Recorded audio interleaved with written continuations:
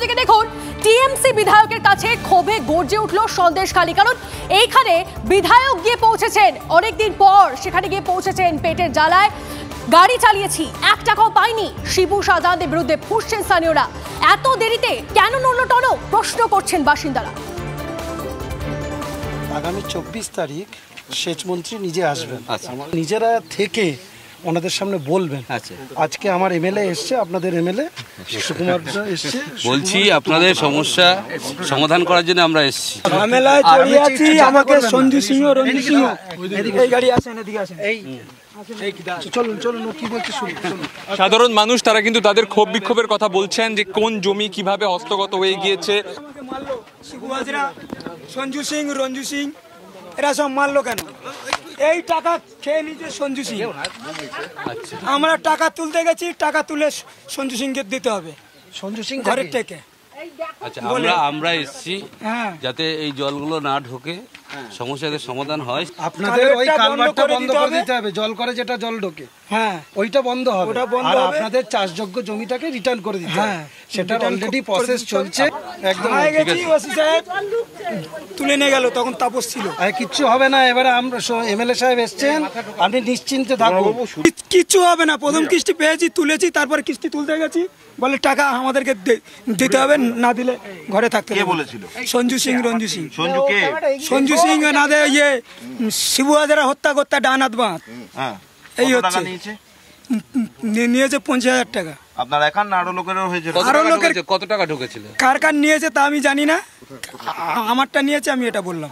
এই যে রাত নেই, রাত 12টার সময় আমরা গাড়ি চালিয়েছি, মানে 3 নম্বর থেকে ঘাটের টাকা 100 টাকা তেলের লিটার, 3 নম্বর থেকে চেয়ারা এনে ধামাকালি দিতে হয়েছে। সারা রাত 4 দিন খেটেছি, একটা টাকা পয়সা দেয়নি, একটা টাকা পয়সা দেয়নি, জোর গলায় বলছি। তাহলে আজকের আমরা গরিব মানুষ, ঠিক আমরা তো দুটো পেটের জ্বালায় তো আমরা গাড়ি চালাই, একদম। তাহলে ঘাটের টাকায় তেল পুড়িয়ে শিবু হাজরার মিটিং হবে, যেখানে হবে কাগজ কুড়ানো, এ কুড়ানো সব করতেছি, কিন্তু একটা টাকা পয়সা। কত টাকা ভ্যানের টাকা পাবেন বলুন, আমরা ফেরত দিয়ে দেবো। ভ্যানের টাকা এইবার আমার 3 নম্বর থেকে ওখানে 4 দিন কাজ আছে, কত টাকা? এবার 7খানা টিপ মেরেছি, কত টাকা পাবেন সেটা বলুন। মিনিমাম আমার এখন 2,500 টাকা। আচ্ছা ঠিক, 2,500 টাকা। 24 তারিখ আজকে দিয়ে যাবো, দরকার আজকে দিয়ে যাবো। 2,500 টাকা, জানেন? এই কষ্ট করে সেসব কথা এখনো মনে পড়লে হয়েছে। আপনারা গরিব মানুষ যাতে টাকা পান সেই জন্য এসেছি। তাহলে এতদিন আপনারা ছিলেন কোথায়? এতদিন আপনারা ছিলেন কোথায় বলেন তো? এতদিন আপনারা ছিলেন, আজকে যেই অ্যারেস্ট হয়েছে সেই সারা লোক আসছে। এতদিন যে গরিব মানুষগুলো ডুবে মরছে, তখন আপনারা না 2 বছর ফিশারি হয়েছে, আমাদের কাছে আপনারা বলেননি। 2 বছর ফিশারি যে এই সমস্যাগুলো এখন শুনলাম, আমরা কালভারটা ওখান থেকে করে দেবো, আপনারা সংস্কার করে দেবো। ক্ষোভ শোনার জন্য এসেছি, মানুষ ভালোবেসে বলবে, ক্ষোভে বলবে, রাগেও বলবে, এটা শুনতে পারলেই আমরা ভালো। এই মুহূর্তে মহিলাদের সঙ্গে কথা বলছেন বিধায়ক সুকুমার, আপনাদেরকে দেখাবো সেই ছবি সরাসরি। আমি বললাম কি দাদা, আমার তো লিস্ট টাকাটা খুবই দরকার, মঙ্গলবারে আসবো। আবার গেলাম মঙ্গলবারে, বলছি দাদা আমার টাকাটা, বলছে বাড়ির লোককে পাঠিয়ে দেবে। আমার নামে জমি, মৌসুমী মাইতির নামে জমি, 41 শতক জমি, আমার লিস্ট টাকা দেওয়া হয়নি। তাহলে আমার 3টে বাচ্চা ফেলে আমার তাড়া খেয়ে আমি বাড়ি ঢুকলাম। আপনি জেলেখালির ফুটেজ বার করুন, জেলেখালির ফুটেজ বের করে আমাকে দেখুন কোন জায়গায় আমি আছি। আমাকে জেলেখালির ফুটেজে কেন নাম দেওয়া হলো? ওখানে আমি নাকি ভাঙচুর করেছি, পাখি উড়িয়েছি, এইসব আমার নাম। আপনি আগে এই বিচারটা এখানে দাঁড়িয়ে করে যান। আমার 3টে বাচ্চা আমি বের করে আনছি। আমার ছেলের নামে কেস দেওয়া হয়েছে, জেলেখালির কেস। তাহলে আমরা কি ওইখানে গিয়ে আগুন ধরাতে গেছি? সেইটা আপনারা বলুন। আমার দেয়ালে দেখুন কার নামে লেখা। আমরা কি অন্য পার্টিতে ভোট দিয়েছি? তাহলে ওনাকে ভোট দিই, ভোটটা আমাদের। একেবারেই দেখো, সাধারণ মানুষের কাছে কার্যত ক্ষোভ বিক্ষোভের মুখে পড়ছেন বিধায়ক, এবং তাদেরকে পরিষ্কারভাবে তারা বলছেন যে বারবার তারা কিন্তু প্রতারিত হয়েছে। আমাদের ভালো কাজ করছে দিদি, আমাদের যে প্রকল্প সরকারি আমরা প্রত্যেকটা প্রকল্প পাই, তাহলে আমরা দিদির জায়গায় থেকে দিদিকে ভোট দিয়ে আমরা কেন এরকম? আপনাদের ক্ষোভটা কার বিরুদ্ধে? আমাদের ক্ষোভ শিবু হাজরা, উত্তম সর্দার এবং শেখ শাহজাহানের বিরুদ্ধে। আমাদের একটু কথা বলতে দিন না, ওদের কথা জানাচ্ছি তো যে এতদিন ইনি কোথায় ছিলেন, আজকে 16 দিনের মাথায় উনি আসছেন কেন? 16টা দিন 144 ধারা আছে, 4 জন আসা যায়, 4 জন আসা যায় তো।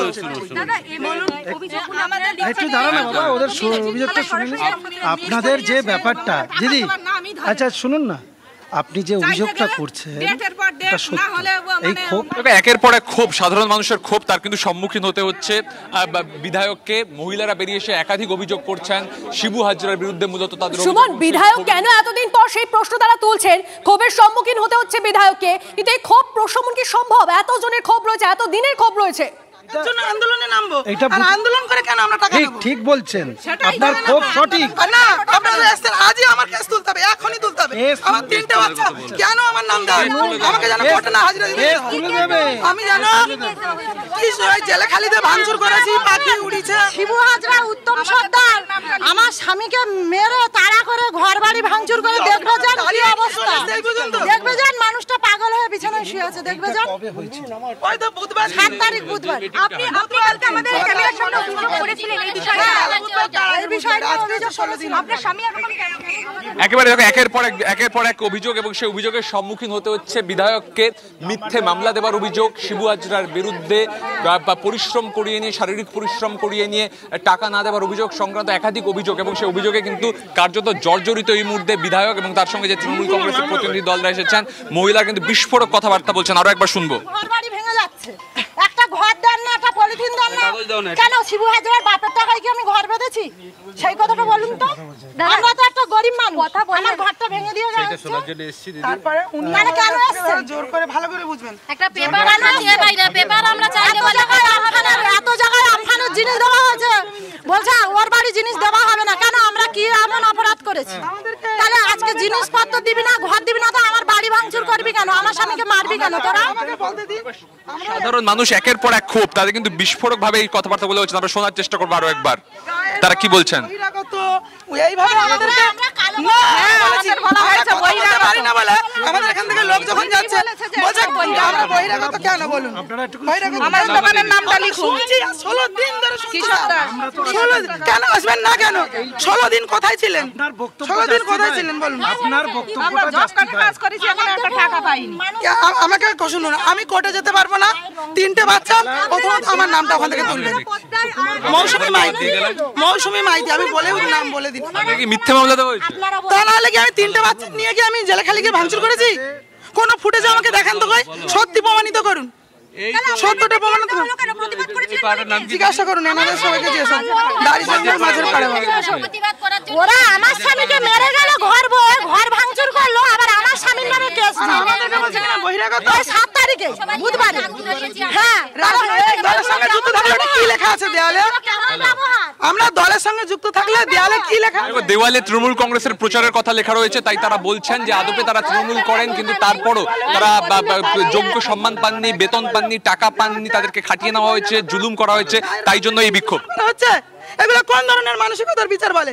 দিদিকে কলকাতা থেকে সন্দেশখালী 2 ঘন্টার রাস্তা, দিদি এসে দেখতে পারে না, দেখতে পারে না। আর মুখ্যমন্ত্রী 16 দিন হয়ে গেল, আর মুখ্যমন্ত্রী কবে আসবেন? উনি আর কবে আসবেন? মুখ্যমন্ত্রী আসবেন।